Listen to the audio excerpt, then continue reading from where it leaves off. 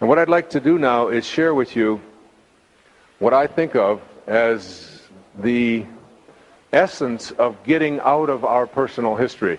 You know, Alan Watts described it like this. He said, your life is like a boat, and it's heading up the river at 40 knots.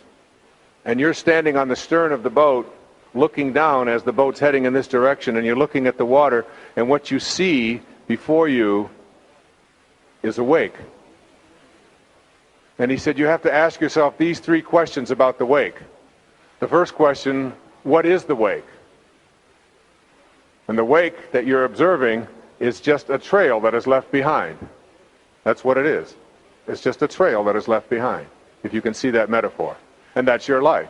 And everything that's ever happened to you up until this moment, it's a wake. And the second thing is, what's driving the boat? That's the second question. That is, what's making your life go in this direction? And the answer to what's driving the boat is the present moment energy that's being generated by the engine. And nothing more. That's the only thing that makes the boat go. Now here's the most important question to ask yourself. Is it possible for the wake to drive the boat? That is, can a trail that is left behind make a boat go in this direction? And of course the answer to that is, it's impossible. Can't happen. And most of us, including those of us who are stuck in disease, are believing that the wake is what's causing me to be sick today, or causing this relationship to not work. And this woman whose husband had left her and who had to raise these children and had lived with all of these thoughts of how this shouldn't have happened and what a bastard he was and how wrong that was and so on, was living back here in the wake, believing that all of this stuff that was back here was causing her to be depressed, to be sick, to be unhappy, to be all of the things that she was, when in fact it's just the way that she was processing that. It's the present moment energy that is generated by our thoughts that creates what it is that we are experiencing now.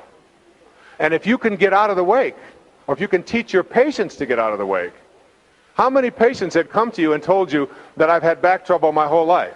It runs in our family. My grandfather had it, my great-grandfather had it, my grandmother, of course I'm going to have it. And they're all in the wake.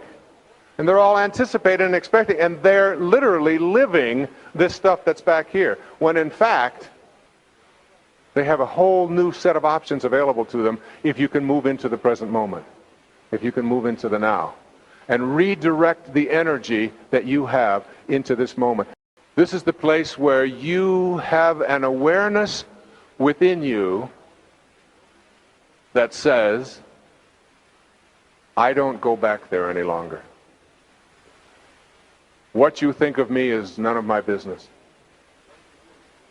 I am free from allowing myself to become immobilized or upset or in any way incapacitated on the basis of what is going on outside of me or how other people conduct themselves. I am in charge of my emotional life. I live at bliss. My feelings come from my thoughts. My emotions, my angers, my hatreds, my love, my positive emotions, my negative emotions are all preceded by thoughts. They're the result of thoughts. They're the physiological reactions to thoughts. And emotions, which are very vital and very important to each one of us, can in fact be controlled by our thoughts in positive ways. I'm not an anti-emotion person. I'm not someone who believes that you shouldn't be emotional. I'm saying your emotions should never be immobilizing. They should never be defended as something that you use to keep yourself from being all that you can be, or explaining it all away because I'm just this kind of person. I've always been this way. I can't help it. That's my nature. That's the kind of person I am. You are the kind of person you have chosen to be as a result of how you use what you are, the pureness of your thought.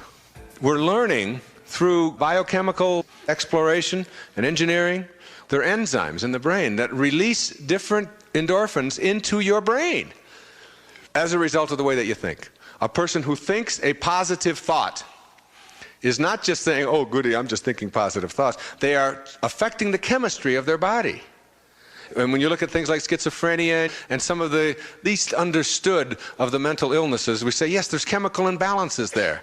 And the scientists all get together and say, yeah, it's chemistry. What are you talking about all this thinking stuff? If we can alter the chemistry, we can alter the disease. Of course, it's true. I buy it 100%, but it's only 50% of the battle. What causes the chemistry to change in a human being? What causes an ulcer? Isn't that a chemical change brought about as a result of thinking? Isn't that what it is? Well, the same thing is true of a mental illness. Yes, the chemistry is different, but believe that you control your chemistry. It's your chemistry. You carry it around. It's yours. And every patient who I've ever worked with in the really severely disturbed realm still must understand that they're doing this to themselves.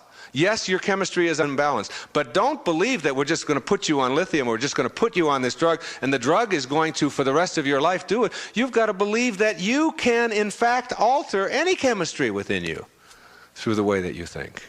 What do you think blood pressure going up when you're under pressure is about? It's a chemical change brought about through thought.